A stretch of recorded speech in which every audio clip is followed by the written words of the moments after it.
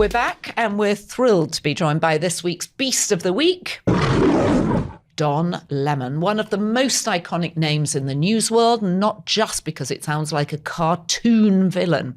Known for his tenure as CNN anchor from 2014 to 2023, including his own primetime show, Don Lemon Tonight, Lemon cemented himself as a bold voice in news, and whether he's fearlessly critiquing Donald Trump or expressing unfiltered thoughts live on air, he's never one to back down. And now he has not one, but two shows on YouTube, Hot Topics at 10 and Live at 5. Don Lemon, welcome to the podcast.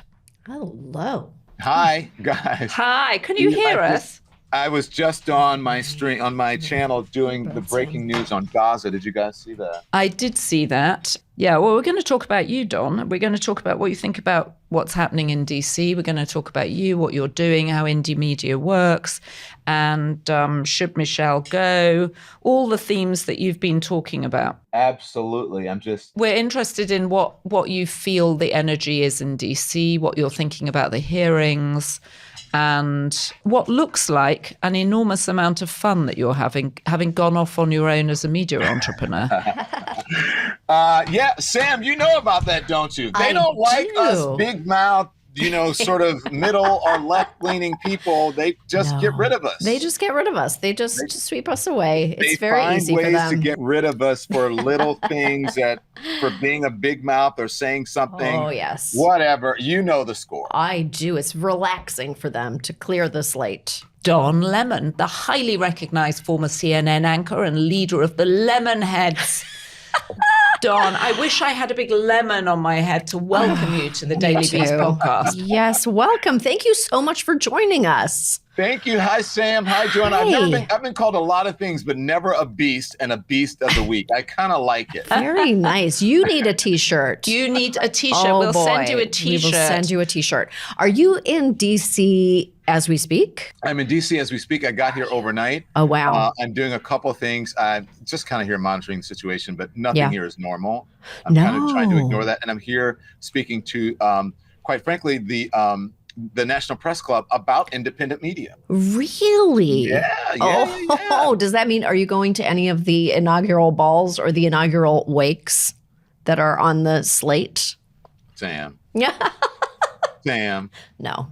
But don't. I will go and be your date if you go, Sam. I would go to a wake, but that's it. That's my limit. And I would dress in a black shroud, really. Actually, I will not do that. And I imagine you're going to get out there as fast as you possibly can. Well, you could have Michelle Obama's seat because she's not going. What do we think about that? I respect her for doing that. I really do. I think that we should stop putting on airs. I think we should stop this sort of phony civility that folks think that you have to give. Yeah, I think that you should. There's protocol. You have to be civil with people, but it doesn't mean that you have to smile on their face. It doesn't mean that you have to do things that they wouldn't give them courtesies that they would not give to you. I completely agree with this. Yeah. And let me just say this.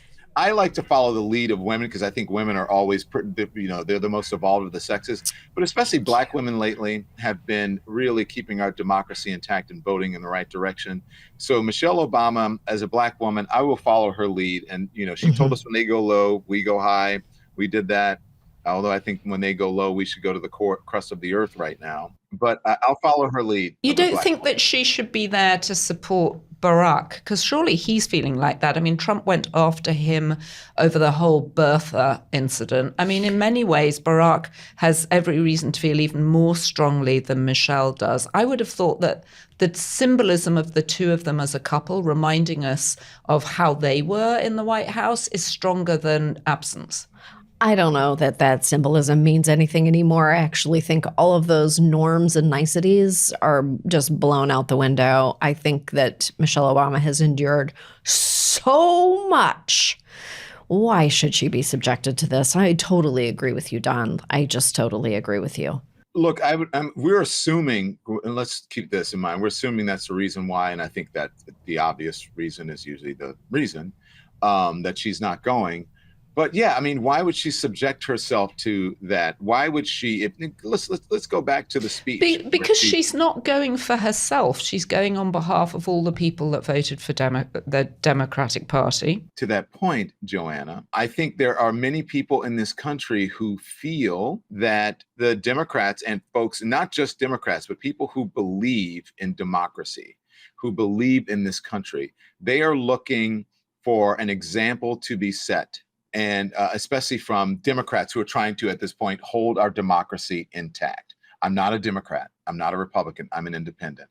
And the only party I believe now, and I don't think they're doing such a great job of it, the only party that's trying to keep our democracy intact are Democrats. And I think people want Democrats or people who are not part of the MAGA movement to be stronger about what is important, what is moral, what is right, what is democratic, by pretending that by normalizing this behavior, that's what got us here in the first place.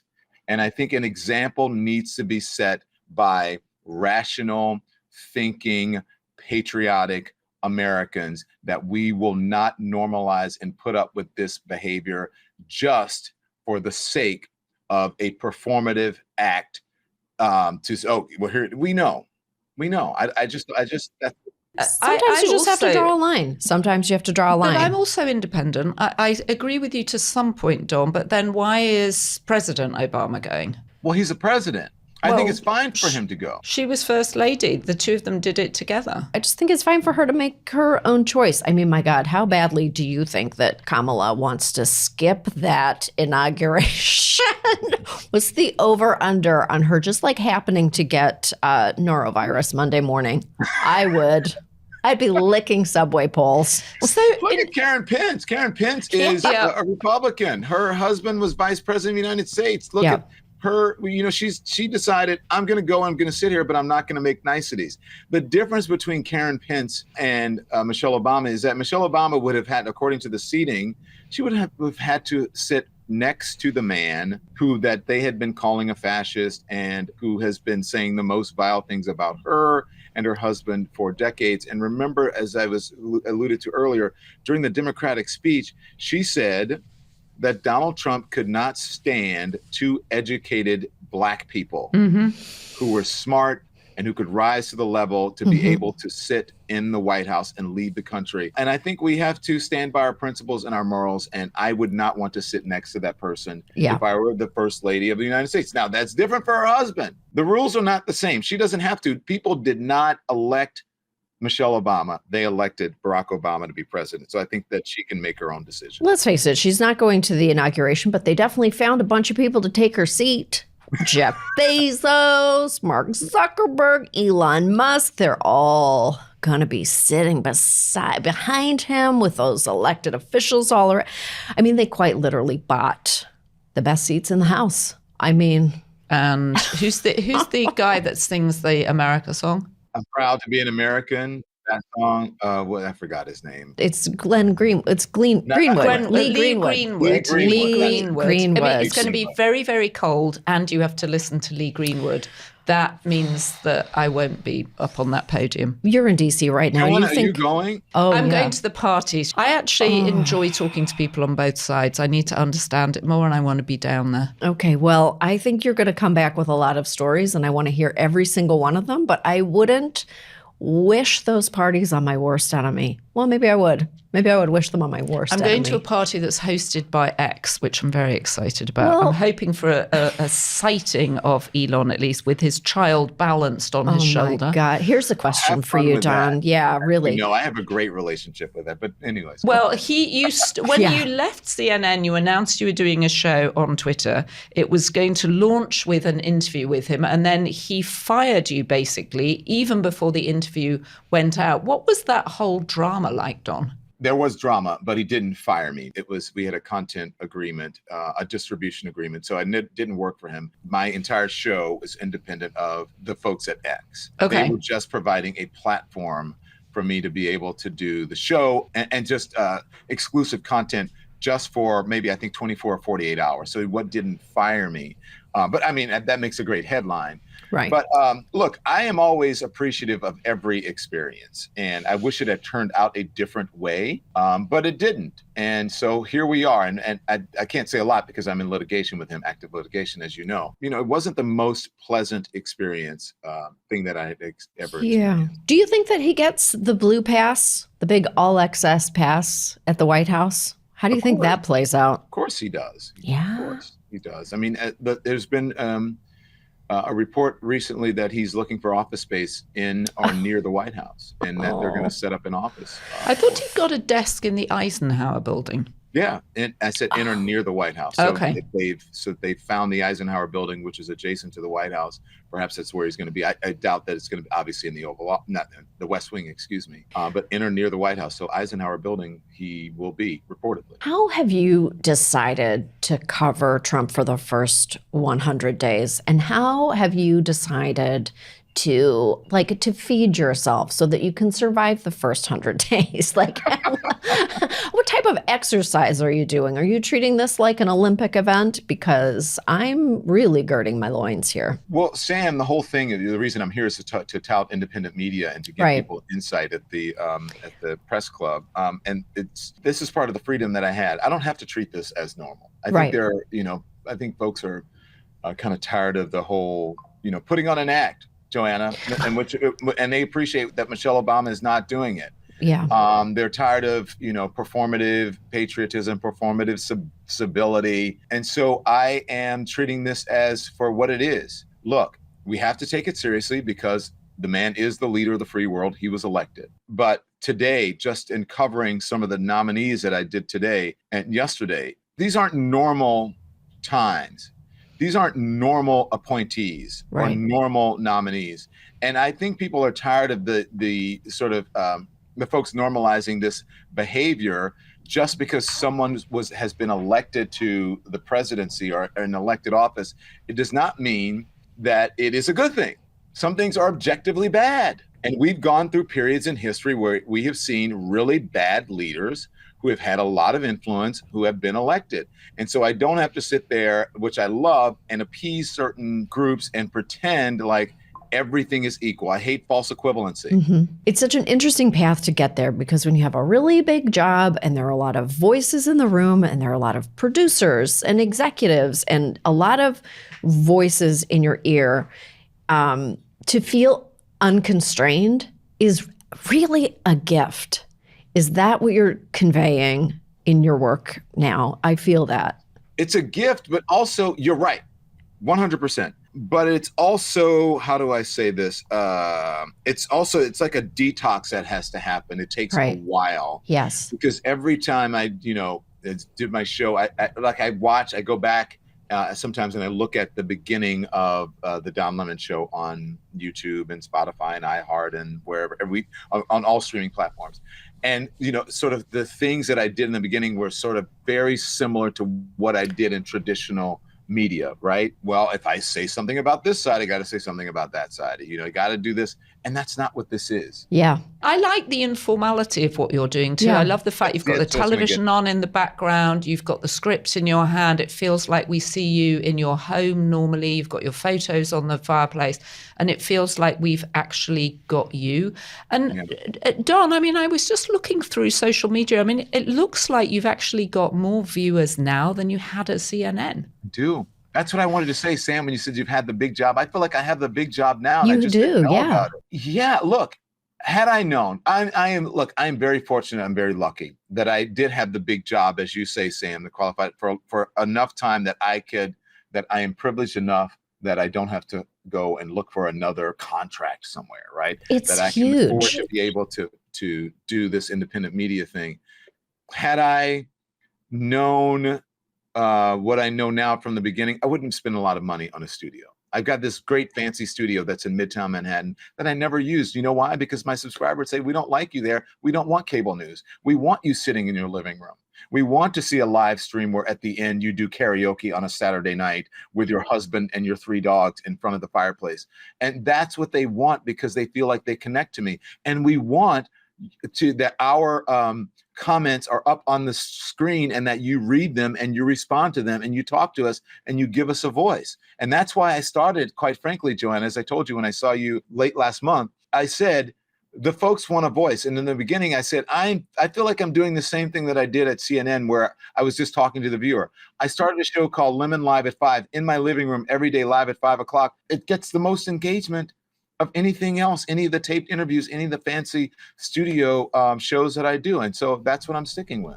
Yeah, I love the interactivity of it and the fact that you shout people out when they, write a comment and you feel that you're talking to the audience. And that does feel like it's going to be the next iteration of media. I think so too. And I think it has to be in a way because not being beholden to the powers that be is critical.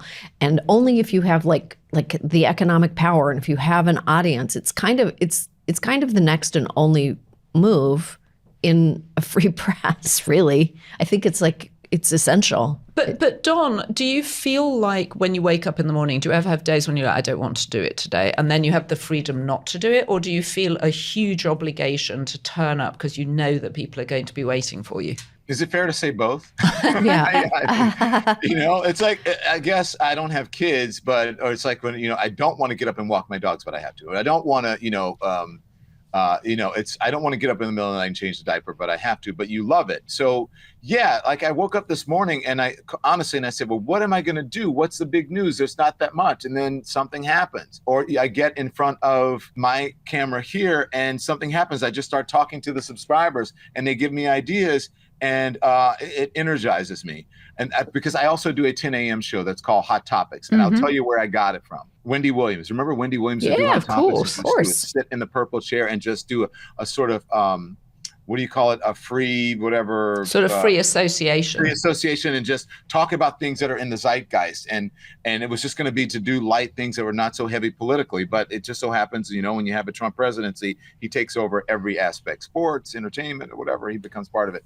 And so we just I started this show at 10 a.m. to catch people up. And it's just like sitting in a diner, having a cup of coffee. So I do 2 lives every day. Wow. But I love it and I get energized by it. But yes, some days do I not want to work? No. But actually, does it feel like work? No, because I'm doing it right now. I'm in a hotel room. Right. Which is a freedom that people in legacy media don't understand and don't get, but they're going to have to pretty soon if they're going to be successful and continue on in this business. How long before Tucker Carlson gets a job in the White House? How quickly can we look forward to that? I don't know. I don't know if that's actually good for him, because I think it's good for him to be an insider, but yet an outsider. You know what I mean? Yep. But look, he has an influence in the White House without even having a role, an official role. By the way, remember, Elon Musk's role is not official. It's like a blue ribbon kind of thing. The whole Doge thing is not really a government thing, but it's sort of a blue ribbon thing, but it is, but kind of, you know what I mean? Imagine that their day one plan is to defund Planned Parenthood and, public television. Wow. Going after those big whales, boys. Make cervical cancer great again. Good job, gentlemen. My favorite thing, though, is how it started before it even got started with the H-1B visa things. And people found out, well, guess what? We need immigrants. Oh, wow. Oh, wait. They just want the right brown people, not the ones across the border, but the people who come over on airplanes. You know what I'm saying? Oh, boy. Well, Don, I was going to ask you about Rashida Jones, who is the head of MSNBC, stepped down this week. Rachel Maddow is back on every night, having been literally paid $25 million for one show a week on a Monday. And obviously someone has woken up at MSNBC and said, we're not paying for that anymore. Let's get her back every night. Yeah. Why do you think they let Rachel Maddow just do one night a week when she was their most popular anchor? Because she was the most popular anchor. But isn't she only the most popular anchor because she's on every night? 2 things. One, I think she's the most popular anchor because she's really good. And I think that she's very talented. And I think that in many ways, cable news, because of all the cutting, because they know the cost of everything and the value of nothing, in many ways, that they are putting people who are not necessarily anchors in primetime positions. And there's a difference between being a good reporter and a good anchor. I just think Rachel Maddow is great, and that is why she's there. That's why she's successful. And they realized that the network would not be the same without her. So they said she wants one night a week. Plus, I'll come back when there are big stories, and I'll appear more often. If there's when there's an election, I'll do whatever. So I'm sure she'll be on tonight with whatever the breaking news is about Gaza and Israel as we are taping this. So that's why they allowed her to do 1 week, 1 day a week. 5 days a week. Is there a lot of pressure? Absolutely. I did it 2 hours a night. Can you imagine, for 7 years or almost 8 years? It's tough. There's a lot. It's a pressure. $25 million though makes it a lot easier. Yeah, I could feel some pressure for $25 million. I didn't make $25 million. The money is still there for her, although it's dwindling, and it's probably not there for the new folks. So that's probably why you're seeing a different type of person in those. What's your prediction for the great role of the American anchor? I mean, it just feels like that, publicly we're learning that they're being paid less for the same job. And as more people go off into independent media, it feels like that once central role is much less relevant than it was. Look, remember when I think it's akin to radio and television, right? It's radio. So this new thing, the television is coming around, and that changed the game. So I think that, there's still going to be older folks and folks who like to get their news from these big screens that are on the wall.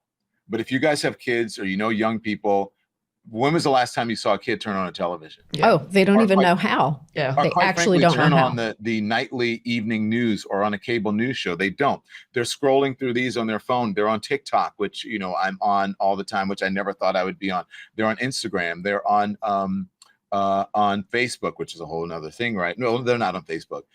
They're on these other platforms, Blue Sky or what have you. They're getting their news from social, and they're getting it in clips.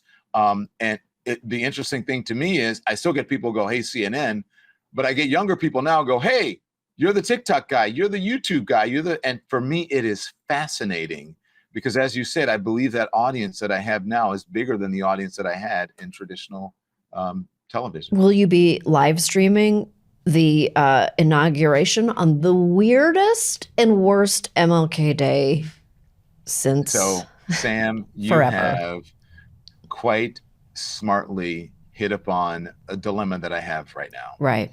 Because I've been invited by some of the platforms that carry my program to come to cover it, and they've offered me studio space and to facilitate a way for me to be able to do it. Yeah, can I just be honest?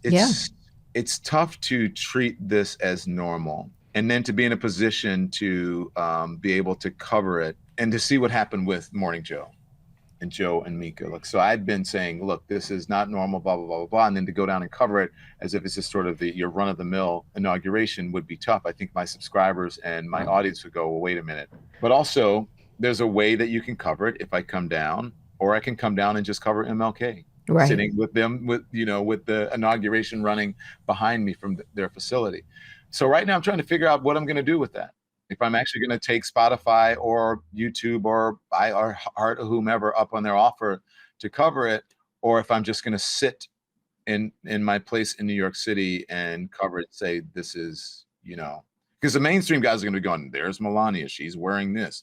There's this person, blah, blah, blah, blah, blah. This is normal. So I don't know. It's a dilemma. I'm not sure. I don't know. What do you think? I love the idea of just doing MLK Day with the inauguration playing out in the background. I think that's that's nice and saucy. I like it with a little sauce. So I wonder what MLK would want you to do, and I think he would want you to cover the incoming administration. I don't think we can turn away here. And one of the things I am interested in, which I wanted to ask you about, because you're down in DC, but the last time Donald Trump was elected, 2016, there was a huge march, the Women's March. There was an enormous amount of resistance to him, none of which we appear to be seeing now. What has changed, Don? I think people are tired. I also think that it is in large part because of legacy media, just the media in general. Two things. I think that we, and I'm guilty of it as well, or I'm a party to it, normalize this behavior by trying to say, okay, well, Well, I didn't do that. But folks, let's put election deniers on the air. Let's over-index on understanding the MAGA folks. Wasn't that hard to understand. We know what they think. And I think people felt that they had to do this because they were trying to understand, and it wasn't really that hard to understand. So I think it has become normalized because it was our own failure as the media to normalize it. But then also now, if you look at the last election, it is because folks are largely getting their information, young people, and from places where there are no editorial standards or parameters, where you can spout off conspiracy theories, or you can say vaccines don't help people, and no one says that's wrong, that's a lie. And so I think that it's twofold, and it has to do with the media in both ways, traditional media and this new digital streaming space where you don't have to tell the truth and rely on facts, and no one is going to call you on it. And look, also the antitrust of it all, right? The lack of antitrust. Look at pretty soon, if the reports are true, Elon Musk could own two of the biggest social media platforms in the world, TikTok and Twitter, or X. Mark Zuckerberg owns the biggest social media platforms in the world, three of them: Facebook, Instagram, and Threads. And don't forget WhatsApp. Meta, and then WhatsApp. Okay, so all of that, that's a very powerful influence. And remember, with that comes algorithms that they can program and suppress and amplify whatever they want. And so I think that we have been influenced by all of that in the media, and that is why we are where we are. And people think that this is normal, and a lot of folks are just also acquiescing and complying and bending the knee. I'm sure that you're going to see up there on the podium that actually the battle going on between Elon Musk and Jeff Bezos and Mark Zuckerberg is the fight for TikTok. I mean, it would be an extraordinary thing for Amazon to own because, of course, TikTok shops. It would be an extraordinary thing for Zuckerberg to own. And, of course, now Lina Khan is out of the way. There's much more opportunity for mergers or acquisitions. And he's set up to actually onboard a lot of TikTok creators very quickly on Reels and Instagram. Well, you've both filled me with horror. Yeah. Well, that was not our goal. Reminder of what is coming. And it definitely, I feel that people are in disarray. They don't really know what to do in this moment. And I think... Well, they can listen to the Daily Beast podcast. They can read the Daily Beast, and they can listen to Hot Topics at 10 and live at 5. Don Lemon, thrilled to have you. Thank you for joining us, and we will be tracking your progress, and I hope you'll come back on and talk to us again. I will. Thank you so much. I am big fans of both of yours. I appreciate your work. Joanna and Sam, thank you for inviting me on, and best of luck to you guys. Thank you. Independent media. Best of luck to all of us. Best of luck to all of us. Thank you. Bye-bye. Bye.